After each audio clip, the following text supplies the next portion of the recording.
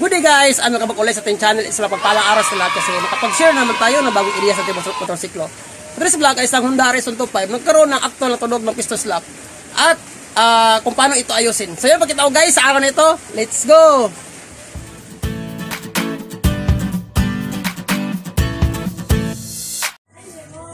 So ito na guys, ang model natin ay Honda RS 125. So yan po ang model natin sa araw na ito. Ang nangyari sa motor ay nagkaroon ng ingay sa kanyang makina. So sabi ng owner ay pinaayos na daw niya ito sa ibang mekaniko. So nag-ito ng mekaniko na dumaan sa kanyang motor ay yun pa rin ang tunog na lumalabas sa kanyang makina. So sabi din ng owner, nung last na pinakumpuni ni Bossing, so shout out kay Bossing. So yan po, siya po ang owner natin sa model na ito. sa video na in-upload natin ngayon ay obserbaran lang niya lang daw kung mawala rin daw ang kanyang tunog. So kalaunan, nung unang repair ng mekaniko ay hindi pa daw ganong kalakas. Habang tumatagal ay lumalabas at bumabalik ang tunog ng kanyang makina. So para para marinig natin na nagkakaroon ng ingay kanyang motor, so pandarin natin muna ang kanyang motor para marinig na rin at makumpara sa inyong makina kung magkapareha ba ang tunog ng inyong makina at ginawa ko na video sa araw na ito. So ang natin ang ignition. So ang model pa natin guys ay RS125 Honda carb type. So pakinggan nyo guys ang tunog ng piston slap. So para sa akin matatawag ko ito na piston slap kasi magkaiba yung tunog ng connecting rod at saka piston slap. Pero para sa akin obserbaran at pinakinggan nyo ito ay piston slap. Pakinggan nyo. Garitin natin ng konti.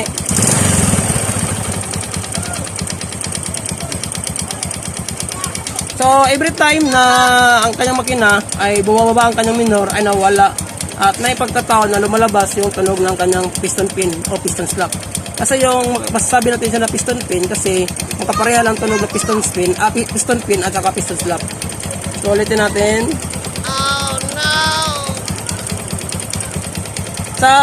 Sa time na yan, lumalabas din ang isang ingay ng kanyang clutch housing. Yan, pakinggan nyo guys. Dala po ang tunog ng kanyang makina. Pero ang priority natin ay ang tunog ng piston slap.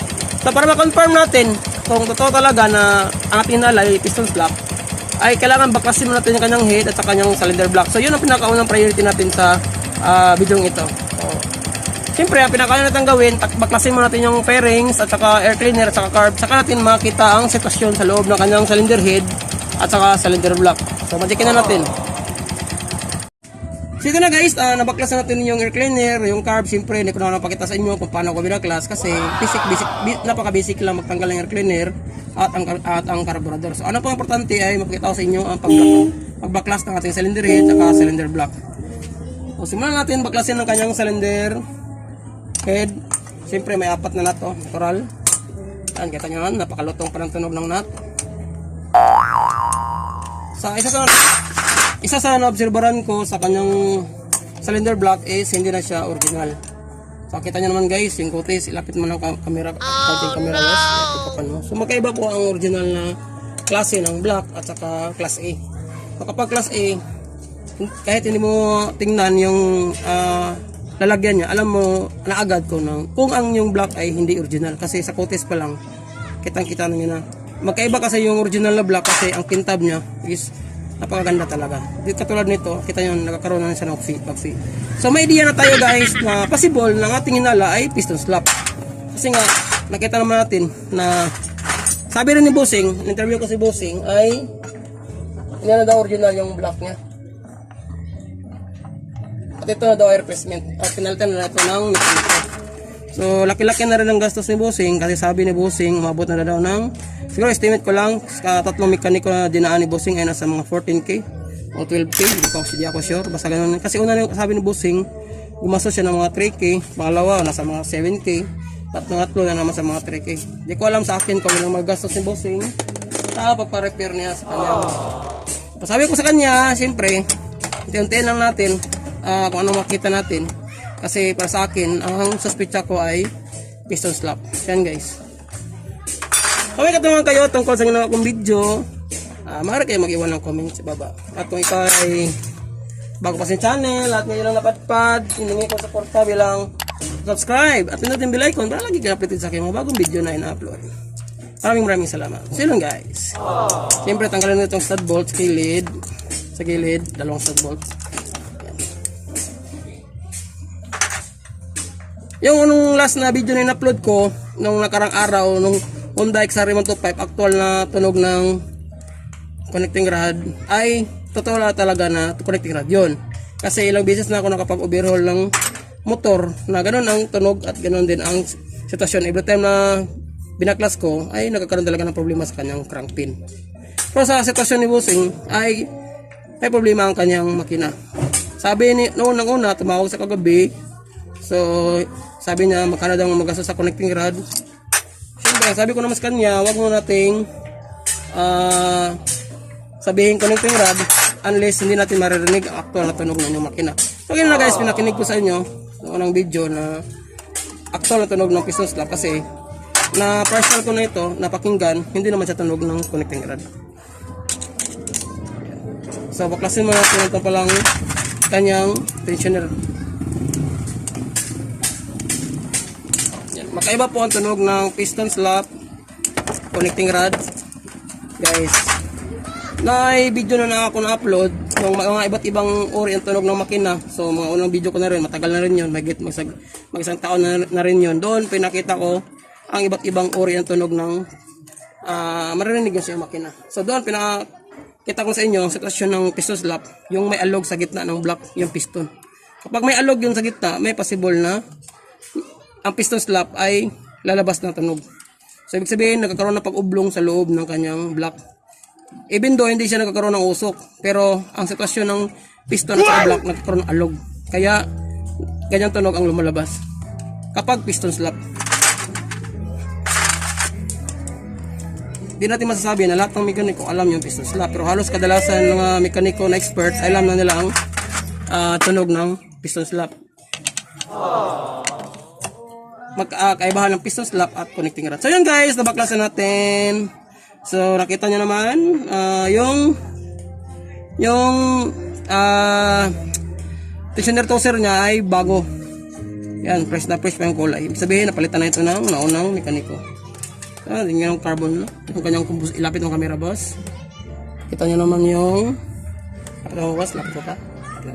Kita nyo naman combustion chamber na napakaraming carbon deposit. Yan, intake saka exhaust. So na guys, at ang ginamit pa ng naunang mekaniko ay mighty gasket. So para sa akin guys, hindi ako gumagamit ng mighty gasket kasi sa motor is stricto ang mighty gasket kapag sa cylinder head ginagamit. May potential kasi itong mighty gasket parang guma yan. Pag namabara yung daluyan ng oil, may possible na masisira ang ating mga cams at rack arm.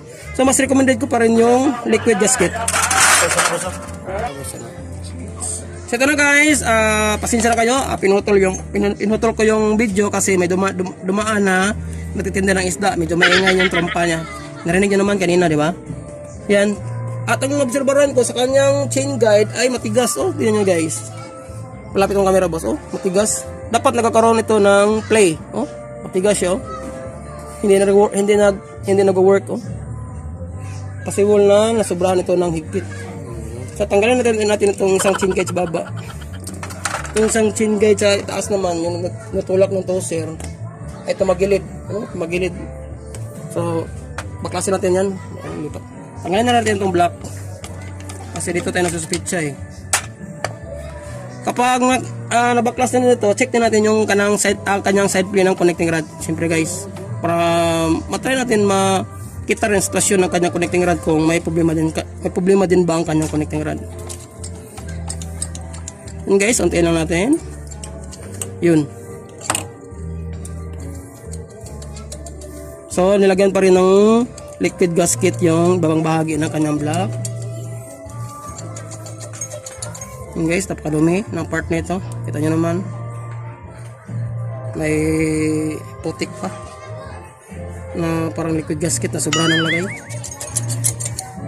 Yun guys, kita nyo ang daming liquid gasket. Ano ang mas maganda kasi kapag sinabi kong hindi pala, mighty gasket pala ang ginamit niya. Ang maganda kasi kapag liquid gasket habang tumatagal, minute yung makina is natutuyo yan. Pero yung mighty gasket guys, habang tumatagal nagiging goma yan, tulad nito guys, oh. Yan, kita nyo ba yan? Kapag nabarahan yung butas ng ating daanan ng oil, So dito yung banda guys ha. Kita natin yan. Kita nyo ba yung butas na yan? Yung maliit na butas. Parang singlaki lang ng ballpen. Kapag nabarahan yan ng may tigaskit. Ito may tigaskit. Mapiktuhan po ang oil passage natin dito sa cylinder head. Kita yan. Maliit na lang oil. Oh. Kita nyo naman guys. Ha? Tumutuyo na dito na part. So may posibilidad na maliit na lang oil na pumasok sa ating cylinder head.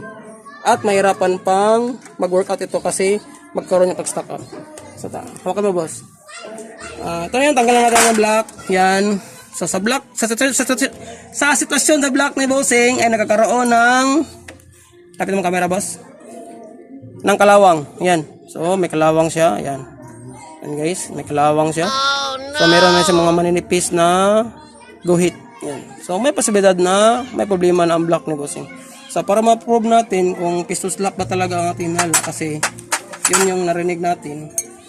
So boss, loads, bakit ka nagkaroon ng ganyang senaryo na nagkaroon ng piston slap? Hindi po lahat ng mga makina ay nag-experience ng piston slap. Mailap lang po ang tunog ng mga piston slap. Kaya kadalasan sa mga nangyayari yan kapag mga class A na bore kit or mga pagpalagay natin mga replacement. Tapos yung pagre-rebore din, may possible din na maka-experience ng piston slap sa pagre-rebore.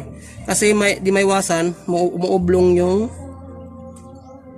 pag-rebore ng machinis. Kasi pag-rebore, manamano lang yan guys. Tanggalin mo natin itong piston pin, itong lock ng piston pin. Yan.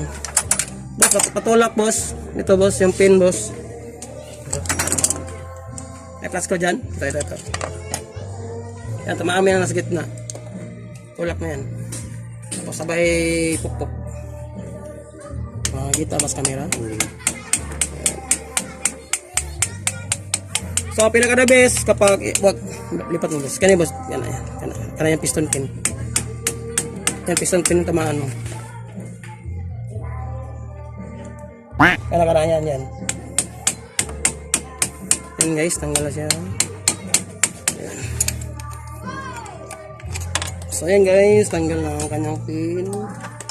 Okay, lapit mo kamera dito boss. Focus mo sa piston. So try natin tanggalin yung mga piston ring niya. So boss, loads, ano bang dapat gawin kapag ganito mangyari sa motor? So wala tayong ibang choice guys, kundi ipa-rebore na lang ulit. Kasi mahal naman kung bibili tayo ng bagong block. Hindi ko alam kung anong klaseng block ang nilagay sa makina ni bossing. Anong klaseng brand. Pero isa sa mga magandang class A na brand ng block ay Takasago. So maraming naglalabas ng mga class A na brand, pero depende na rin yun guys kung anong klaseng o anong mas magandang brand. Pero pa sa akin, kapag walang Takasago, so gamit kahit yung MKT, pwede na rin yun. Try natin yan. So siyempre, nilinis ko yung block at yung piston. Tanggalin natin yung isang natitirang skip ring, oil skipper. So na guys, yung kapitbahay namin, ang aga na nagbibidyokin na naman. Yan. So, lapit mo camera boss, i-focus mo nito boss. Taas mo konti. Tingnan natin kung mahulog ba yung piston.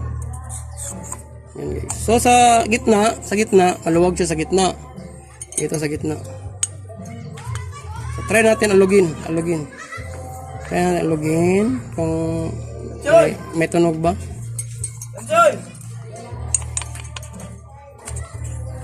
Ito sa gitna. Yan guys. Meron siyang alog guys.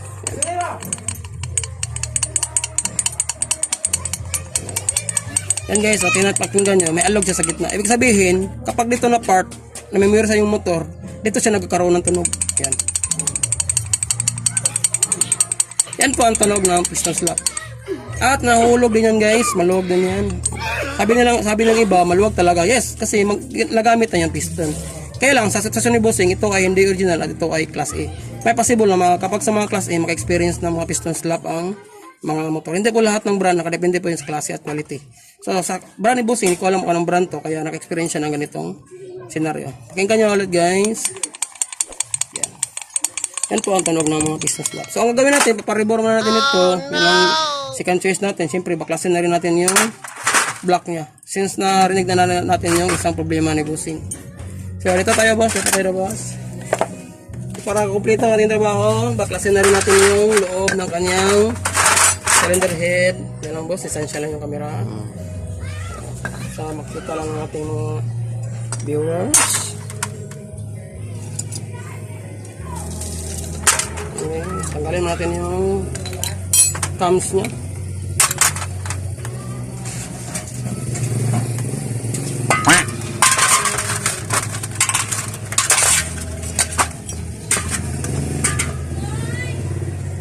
So ngayon lang ako nakapag-upload na actual na tunog ng piston slot. Kadalasan actual ang tunog ng timing chain, connecting rod, yung kadalasan ina-upload ko. Pero sa sitwasyon ni bossing ay piston slot.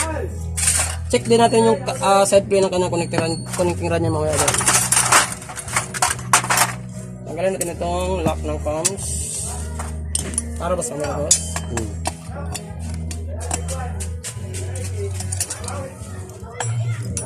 So boss, loads, maaari bang mag-experience ang mga XRA Mountain, mga tiyan na motor ng piston slot? Yes guys, pwede. Pwede tayo maka-experience lahat po ng motor. Pwede maka-experience. So ito yung sitwasyon ng kanyang cams. So okay naman yung cams niya, wala namang sira. Okay pa naman label ng cam lobe. Tapos syempre, yung rocker arm na rin, check na rin natin. Side pin ng kanyang rocker arm. Check natin. Okay naman side pin ng kanyang rocker arm. Yung isa.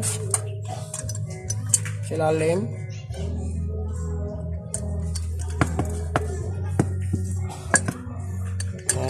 Pinahirapan pa tayo ng isa.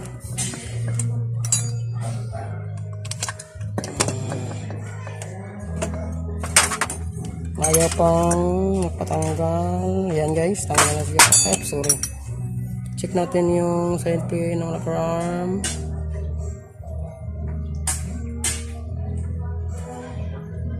Yan guys.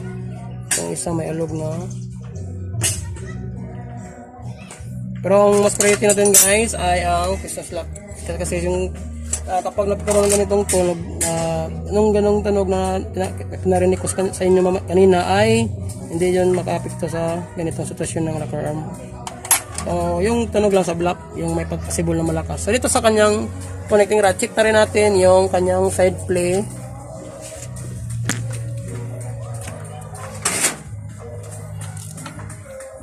Hilaan na natin. Lapit na natin yung camera. So, nanong nabila boss. Check lang natin yung side play guys. Makita. Lipat tayo sa kabila. Basta ito na boss. Yung sentro ng connecting rod. Dyan. Kita ba? Yan. Try natin yung side play. So okay naman yung side play guys. Try natin yung up play. Wow!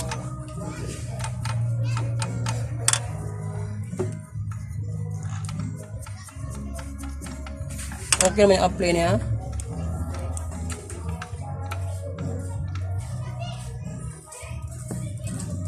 So yun guys, okay naman yung side play. Natural lang po na meron talaga side play lahat ng mga connecting rod.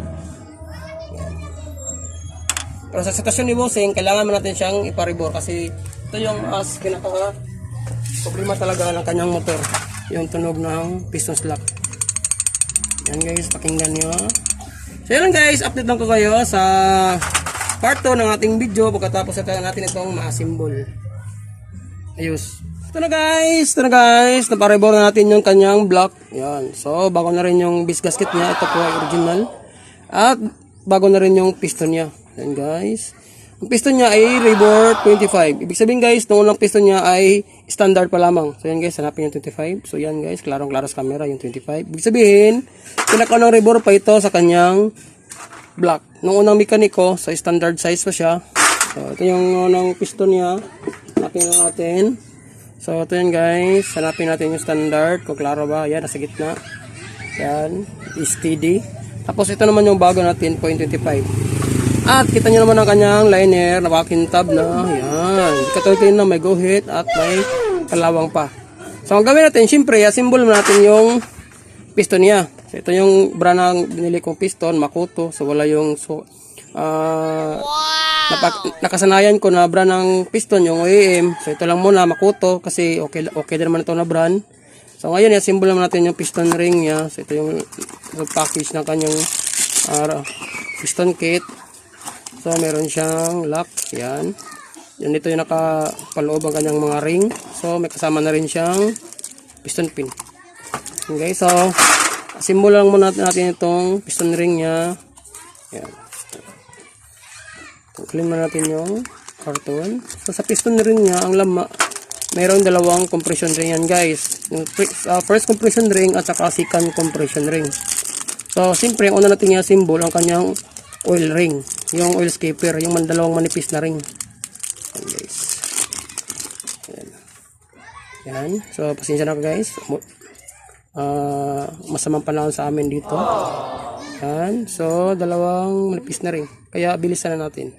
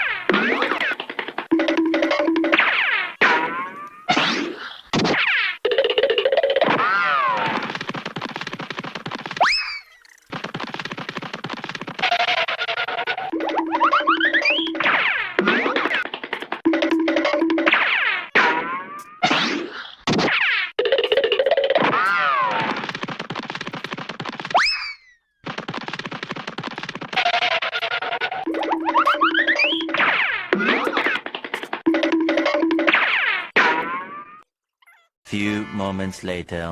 Ito na guys, natapos na natin trabaho. Yan, siyempre na-install natin yung carb, yun na lang pinakakulang. At pasensya na guys, medyo maingay ang background natin kasi umulan dito sa amin, masamang panahon. At nahaponan din natin kasi kapag top overhaul or overhaul, subject yan for one day talaga na schedule. So, pandarin na natin, kumpara na natin ang naunang tunog at saka bagong tunog na na-assemble natin na makina. Yung actual na tunog na piston slap, kung tama ba ang ating hala na yun ay tunog ng kanyang block, nagkaroon na pag-ublong sa kanyang liner at saka sa piston. Pandarin mo na boss, yung mga ignition para pamakinggan natin mga viewers. Yan guys, umandar na pakinggan nyo ang tunog na makina. Kung meron kayong narinig na sa gitsit, so yan po ay tunog ng kanyang muffler. Pero nung unang tunog na pinarinig ko sa inyo, ay meron talaga parang nag-umpog ang metal sa kanyang block. So pakinggan nyo ulit. Revolution na natin ng konti. So yun guys, so ibig sabihin at confirm natin na ang problema ng kanyang motor ay nasa mismo sa kanyang block. So dumaan na tatlong mekaniko, so hindi sila naka-idea na mayroon talaga piston slap sa problema sa makina kahit pinalitan ng connecting rod, side bearing at ibang part sa makina. Pero ang block na lang hindi. So nagsuggest ako ni bossing, yan po ay piston slap at inalog natin kanina sa unang video doon, inalog natin yung piston sa liner, nagkaroon talaga siya ng pag-alog. At na-confirm natin ngayon, pinaribor ko at nawala na yung tunog. Yan guys. Oh my God! So yan muna guys sa araw na ito. Sana sa video ito kung naka-experience ng motor ng maraming piece na pinalitan at meron pa rin tunog na parang connecting rod na gumpugang metal sa kanyang motor. Yan po ay piston slap. Maraming salamat sa laging panood at laging pagsuporta ng channel. As always, laging mag-inspire nyo. God bless!